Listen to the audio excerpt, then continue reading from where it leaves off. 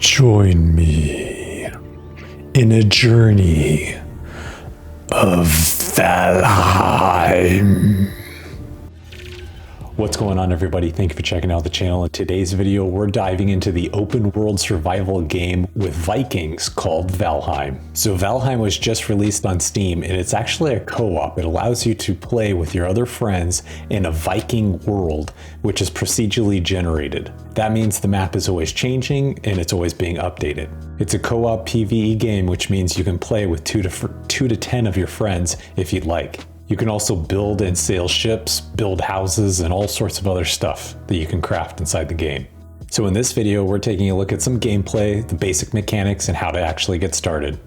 So if you haven't liked this video, please give it a thumbs up. Let's dive into the world of Valheim. And if you haven't subscribed to the channel, please do so. About 61% of you haven't done it yet, so please hit the subscribe button below, and I'll see you in the next video. Let's dive into the world of Valheim.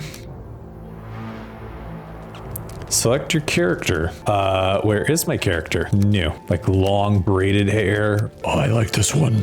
These make me jealous. It'd take 10 years to grow these kind of beards. Which one's majestic? What do you want to name him? He's Cornelius and he invented long division. Valheim is an open world survival game for up to 10 players in co-op.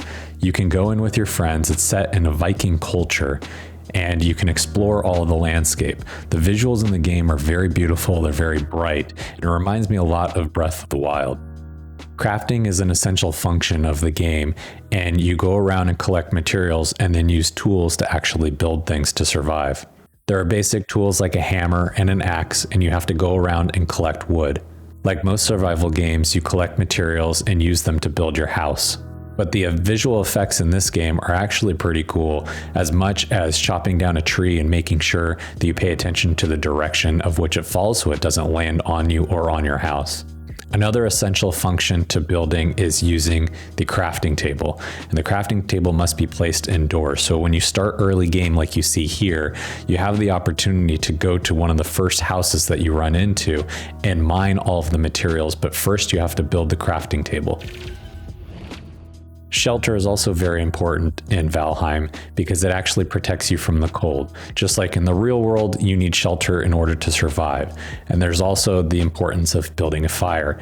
Adding a campfire to your house, you can't add it inside, it has to be physically outside. But as you see here, having a campfire is essential to your survival. And just like in real life, you actually can't run through the fire because it will have consequences associated with it. And once you have your fire built, you can place your cooking rack over the fire and then go hunt animals and consume that food. And like any survival game, hunting is extremely important for your survival. Early in the game, you gather a club and you can use it as a tool to go beat the other animals and consume them. There are animals like hogs, deer, lizard-like things that run on the ground that are available early in the game so that you can quickly start expanding your HP and your abilities. You also start off the game inside an area called the Meadows, and it's basically safe territory for you to begin. There are a few small enemies, but they're easy to take out, but it allows you to get started. You can start your shelter, hunt the animals that are around there, and then start progressing in the game. Once you hunt those animals, you can place their items over the fire and be able to cook them and consume them. If you wait too long though, the item will become charred and it'll turn into coal. You'll notice as you consume other animals such as deer or hogs, your health bar will begin to increase. Your HP will actually double in the early stages of the game as long as you keep yourself fed. I wonder, can I store the meat in here? Will it be good? One of the first weapons that you'll find that is actually of substantial use is the Flint Knife. It's in one of the nearby houses when you first start off, and it's actually got enough damage on it that you can take out the nearby enemies as well as use it for hunting. Basically one-shot deer. If you find yourself running short on flint, go to the nearby rivers and the shoreline, and around the ponds you'll find flint stones on the ground. Simply pick them up, and then you can craft the Flint Knife after you've made your crafting table. The next key component in the game is upgrades, and there's a lot that you can do to your house, but first, after building your crafting table, you're going to want to build a chopping block and a tanning rack nearby. The chopping block will allow you to advance the crafting table, which will enable and unlock other abilities within the home, including tools, clothing, and other options. And in my early gameplay here, you can see I was able to collect enough wood in the forest that I could start immediately upgrading this home. Many of the buildings are abandoned or they're falling apart, so you'll need to actually repair them with new pieces of wood. This can include the walls or the roof. This is important because you need it to actually save yourself from the rain so that you don't get sick or develop a cold. Another key aspect of building your home is actually maintaining the land, and you need to make sure that it's leveled out wherever you build your house. If you try to lay foundation or put flooring in and the earth is actually raised in that area, you'll have inconsistencies in the floor, which will it won't allow you to open up doors and you'll run into other problems. And once you get all the foundation set, then you can put on your roof.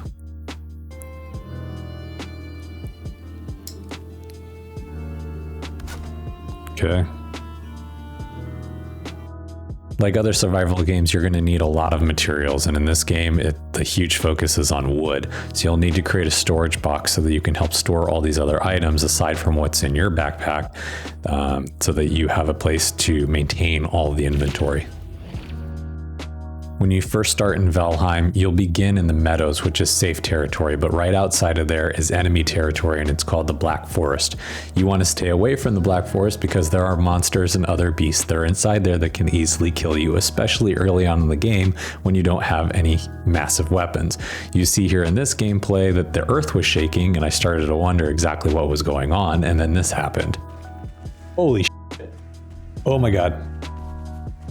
Oh my god. It's a troll, guys. So make sure that if you do step foot in the Black Forest or any surrounding territories outside of the meadows, that you are properly equipped with weapons. And when you first start off in Valheim, don't be afraid to explore. The meadows actually ends up being a pretty large territory, so there's a lot to uncover and a lot to gather, whether it's in the rivers, the hillsides, or in the surrounding forests. Like other survival games, you want to make sure that you're looting as much as possible to collect all these materials so that you can start improving your house and your quality of life. In a lot of the abandoned structures around the map, you'll actually find chests inside, and you can find other expensive items in there, such as amber. Another cool aspect of the game that I found extremely interesting was the physics. And I mentioned earlier that when you're chopping down a tree, you really need to pay attention to the direction, the side of the tree that you're chopping down, because it will indicate the direction where that tree will fall. The tree can kill you. I've seen gameplay of it happen. And you'll see here, I actually get injured when the log starts rolling down the hill, which is cool, again, that they have that much detail built into it. My only problem is this log needs to stop. And in my initial gameplay, I survived for a couple of nights. I think it was just under a week. And so far, I've had a lot of fun in the game, exploring, gathering resources, and building out my house. And I'm excited to see the next steps of the game and where I can go in terms of defeating the first boss in the forest. It actually is a deer creature, and you have to go activate his tombstone thing.